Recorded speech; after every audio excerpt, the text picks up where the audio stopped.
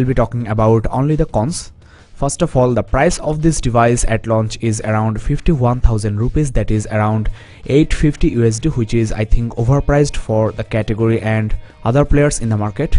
The price should be around 42 or 43,000 rupees. Next thing is the dimensions and the ergonomics of this new S5.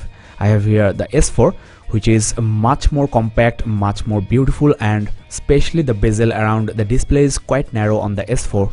Considering the price tag of 51,000 rupees, the aesthetics of this new flagship from Samsung is not up to the mark.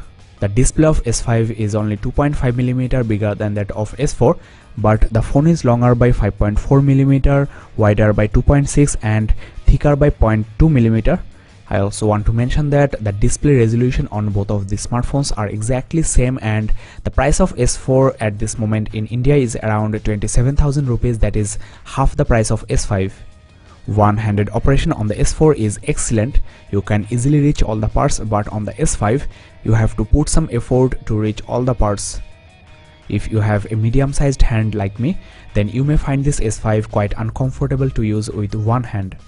Well, the third most disappointing factor on this S5 is this all-plastic build and repetitive design of Samsung. We liked this design on the S3 2 years ago, but here in 2014 I think Samsung should really think of something out of the box, something much premium looking like the HTC One M8 or Xperia Z2. People buying this smartphone might be coming from S3, S4, Note 2 or Note 3, and there will be nothing new for them on the exterior design. All the other brands also follow their design statement, but they always put some thought, put some variations in their new devices. Like HTC One has got metal, Xperia Z series has got glass back, but Samsung is too afraid to bring any change into their highly successful Galaxy S or Galaxy Note series smartphones. In fact, before the release of S5, there are speculations that this phone might get a quad resolution curved display, and the display size will also increase, sticking to the size of S4. So after the release, lots of people were totally disappointed because this was not a great upgradation from the S4. Next, the RAM on this S5 is just the same as S4, that is 2 gigs, and as you can see the free RAM is as low as 320 MB. So this is really low for a device with this price tag, and also for hundreds of added features and apps. Lots of applications and features run in the background all the time, eating up this high amount of RAM. Note 3 with almost the same specs as this S5 has got 3 gigs of RAM. There are two storage versions of this S5, that is 16 and 32 gigs, but in countries like India you will get only the 16 gig version, and almost half of that storage gets used by the OS and the added applications, added features to the user interface. As you know, this phone supports 128 gigs of external SD card, and you can move your installed applications data to that card, but that is possible by a very small portion. After installing 3 or 4 hardcore games, you may run out of memory on this S5. So if possible, get the 32 gig version. Now, as usual, Samsung has put lots of bloatwares into their new flagship, which makes the interface quite slow, and after a few months of uses, you may experience stutter or lag. These also heat up the phone and eat up considerable amount of battery. There are lots of features, and some of these are really not necessary, but you cannot remove them. These extra added features are the reason behind the high RAM and internal storage uses.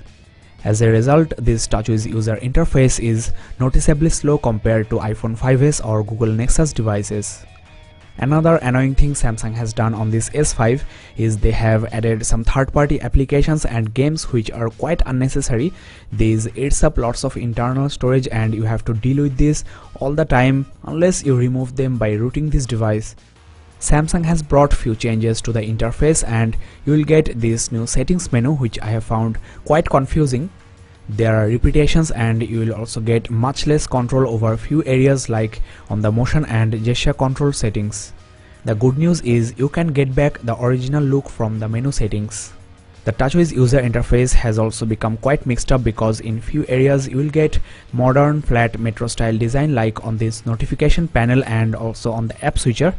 The settings menu has also gone flat, as you have seen. But the rest of the interface is the typical TouchWiz with the 3D style design. Overall, we can say there is no major change on the interface as well. If you are coming from a Samsung device, then there is nothing new on the interface. If you are a previous iPhone user, then you may also get annoyed by the slow response time of the applications. In fact, this S5 is the fastest responding Samsung phone yet, but still falls short of iPhone 5s or stock Google devices. On this new S5, Samsung has removed a few features like the smart scroll, which I don't mind, but they have removed the handwriting mode from the keyboard. With a stylus, you could write very nicely on the S4, and the handwriting recognition was also quite good. Last but not the least, the specs of this new S5 are nothing remarkable compared to the 6 months old Note 3.